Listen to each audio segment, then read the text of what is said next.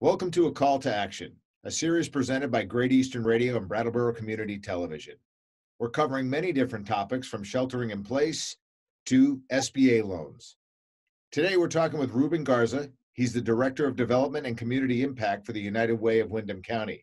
Now, Ruben and I have been on several community action phone calls and teleconferences around the topic of feeding people at a time of crisis. And today, we talk about what the United Way is doing in Windham County. Welcome to A Call to Action, Ruben.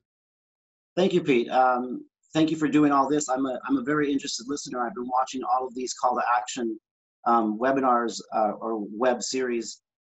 Very important work. Thank you so much for that. Well, thank you. All right, so right out of the gate, let's get to it. A fund has been established. It's called the Response Fund that the United Way is now running. Thompson Trust has gotten it all started with a very generous contribution. Can you speak to that a little bit? Yeah, so we're calling it the COVID-19 Response Fund, and it's for all of Windham County. And the Thomas Thompson Trust very graciously kicked it off with a grant of $25,000. And so we're now in the phase of fundraising for this fund. So far, we've met 30% of our goal. Our goal is $100,000, and so as of today, we've collected $30,000. Just this weekend, we got 18 donations from individuals, and the average donation amount was $145. That's tremendous. Yeah, no, that's fantastic. We want to continue this fund. It's going to roll out in a few different phases, Fish. We have phase one, which we're prioritizing some of the nonprofit organizations that are on the front lines of this relief effort. So we're talking about food shelves, food banks, other organizations that have seen increased expenses because of their operations going remote or anything like that. But also we've seen organizations that have a loss of revenue too, because they can't hold fundraisers, they can't host their clients and their businesses. So that would be kind of like the phase one part. And then phase two would be hopefully we are in contact with BDCC and DBA. We want to try and find out which businesses around Windham County have been most affected. We're talking about retail stores, restaurants, all of these things that are downtown are closed now, and we want to try and help those people out. We want to try and help the small businesses and their employees with lost wages. We want to give them unrestricted money to do what they need to do with it, pay their rents, pay their utilities. We understand that this is like a crisis right now. Peter Welch said that we're living in a compromised economy right now, and it's because these downtown areas need money. And so this is why we're raising money right now. He says, go big and go soon. So right. We want to go big on this. We want to make that $100,000 goal happen soon, so that we can get money to people right away. So to piggyback off that conversation, I had a conversation with a gentleman who helped kind of structure and create the language for the SBA loans, working with the government for that. And I had a lengthy conversation with him yesterday, and about how businesses can apply for funds, and along the thinking of what Peter Welch was saying with go big and go soon. It would seem that the government is helping out. And one of the things that they are doing is creating a stimulus check. And with that stimulus check, now the last time I experienced a stimulus check was during 9/11. And I had done a week-long fundraiser where we raised money for the 9/11 fund, also administered by the United Way, but more on a national level as opposed to a local level. Stimulus checks had begun to arrive shortly after those attacks, and people were literally signing the back of their $600 stimulus checks and donating it to the fund, which is, I mean, I can almost well up a little bit remembering some of those moments. Do we find now, I mean, there are people who have not been impacted by this. Of course, your small downtown retailers are. Everybody's going to be getting a $1,200 stimulus check. Have you seen any signs of people kind of stepping forward going, you know what, I really don't need this right now. Let's give it to people who do? Yeah. So first, let me say thank you, Fish. So I remember when these stimulus checks came out. I was a young man. I was probably maybe 19, 20 years old, and I was a few months away from joining the army in this fight against terrorism that happened shortly after. So thank you for that. That's really appreciated. And to to answer your question, I've actually been reached out to a few friends of mine reached out to me and said, "Hey, Ruben, my wages haven't been affected. I work in an industry where I can work from home all 35 hours. I'm on salary, but I'm going to be getting this check. What can I do?" And so I said to them, I'm going to commit right now, Fish, to you, to your listeners, to your viewers, and to the community of Windham County that I'm going to be donating, and my friends are here with me to say that they will also donate that stimulus check directly to the COVID-19 response fund. And anybody that's willing to do that partially or fully, we're going to welcome that. Well, yeah, that's amazing. Yeah, and keep in mind, you may not be in a position to donate the whole thing, but a portion of it, a portion of it is also appreciated. So I think that's a really good thing for people to do. And again, no pressure. If you can do it, please do. If you can't, also, I guess we'll understand. Yeah, absolutely. So we were talking about this because I was walking my dog, and I live about a quarter mile up High Street from downtown Brattleboro, and I'm looking to my left, and Hermit Thrush is closed. And I see my friends Matt and Joan there. When I fill up my growler, I go to Duo for brunch. I go to Mocha Joe's or Super Fresh for tea. I go to In the Moment Records to buy some albums. I get entertainment from the Latches Theater, the beautiful historic Latches Theater, or the Stone Church for live music. All of these places are closed.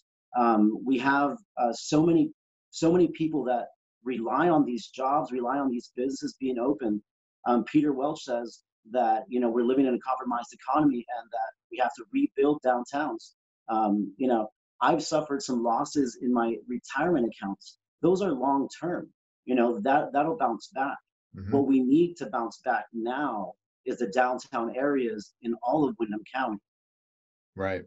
And so I think that that's wonderful that we're making that point again, because we will get through this, and when we do, and how we act now will dictate, and I believe how quickly we rebound from that. So Right. by when things return to normal, maybe taking that stimulus check and buying something, even just to reward yourself for getting through the Mhm. other side of this. But let's talk about the role the United Way is playing with regards to helping out and servicing our nonprofits in the area. Right. So, if what are the first and the foremost? What's the biggest need our area nonprofits have? So right now, well, so I want to talk about Get Connected. It's our volunteer portal. It's a very easy sign up. Individuals sign up and agencies sign up. So a nonprofit agency will post a volunteer need to this agency, to this volunteer portal. And then an individual, much like a matchmaking service, will say, I have these skills that this agency needs. And so they'll match to that need, and then they'll contact the nonprofit, and then the nonprofit manages that volunteer. It's very much like a matchmaking service. So if you have a certain skill, if you're willing to help out, I would encourage to go to our website and click volunteer so that you can get connected to the Get Connected platform. We're going to see pretty soon here that some of these agencies, uh, most experienced, let's say, volunteers are in that at-risk category.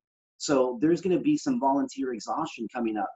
There's going to be some volunteers who are maybe not get sick with COVID-19, but they may get a flu, they may get injured.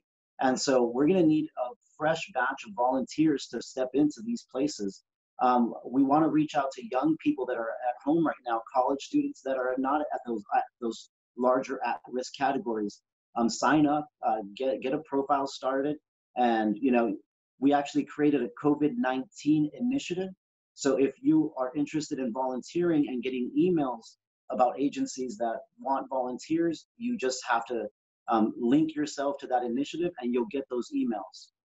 Okay, no, that's really good, and I love that we're starting to call on our younger people who are in those lower risk groups of because we know of older folks are always looking Yeah, to volunteer, but now's the time for those younger folks to kind of absolutely. step into those roles now. Um, so we talked about that donating seems to be seeing a little bit of an uptick. I think people sitting at home, seeing the picture playing out in its entirety, and I think we still have a long way to go in this thing. I don't think this is going to be over anytime soon. Um, let's do this. There's been a lot of kind of grassroots movements. One of those things is specific to Brattleboro is the mutual aid, that Brattleboro mutual aid that has been started from Jen Jacobs and Angela Earl Gray. Yeah, that's correct.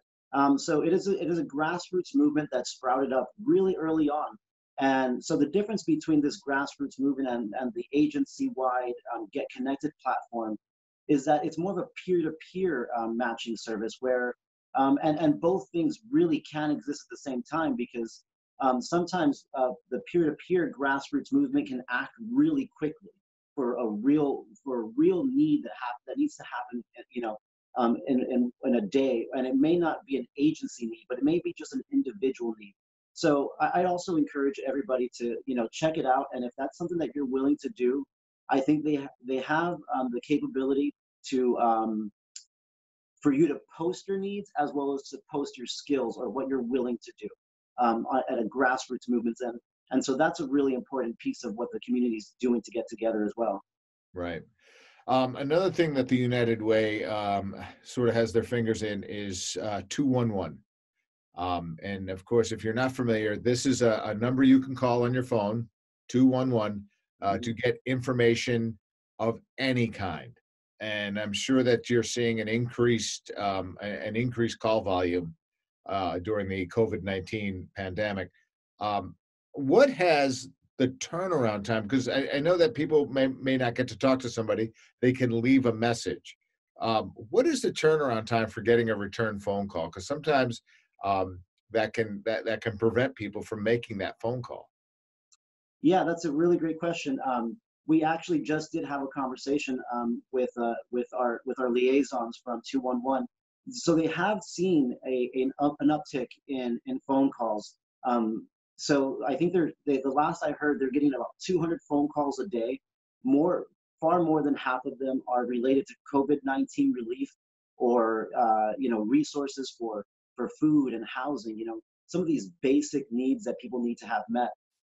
So yeah, if you have a question and you need a resource, you need someone to look for, call 211, leave a message. You may not get somebody on the phone right away. Leave a message. You will be called back within half an hour is what I'm being told. Really, Yeah, yeah, that absolutely. that that's pretty amazing turnaround time given the air in which we're breathing right now. Yeah, you have to remember though, this is a moving, and so right now that's the moment where we're at right now. If we expect, if they're getting more and more phone calls, it may be later, but or more time. But right now, that's what we're looking at. The 211 operators, they are working from home, just as everybody else is, as you and I are, and so Yep. many other people. So they'll get back to you, but leave a message, leave a good phone number for them to contact you at, and they will get back to you. All right, that is good to know. Ruben, is there anything that we may have missed that we want to get out there as far as information? Yeah, so thank you for that. So there's two ways which you can donate to the response fund, right? You can text message the word response to 313131, or you can go to our website, unitedwaywindham.org/response fund. Okay. All Yeah, right. Great. That's great. If again, if you can, if you're in a financial place to do that right now, please do. yeah, no judgments, but you know, money is what's gonna kind of help us get through all this. So, um, Yeah, absolutely. Yeah, I mean, anything. I mean, like I said, we've gotten our average donation amount is $140. That was this weekend. We are, you know, we're hoping to grow this fund. We're at 30% of our goal. I think we can do it, Fish. all right, I think we I'm can. confident you can. We'll keep spreading the word. Ruben Garza, thank you for jumping on a call to action today. Thank you.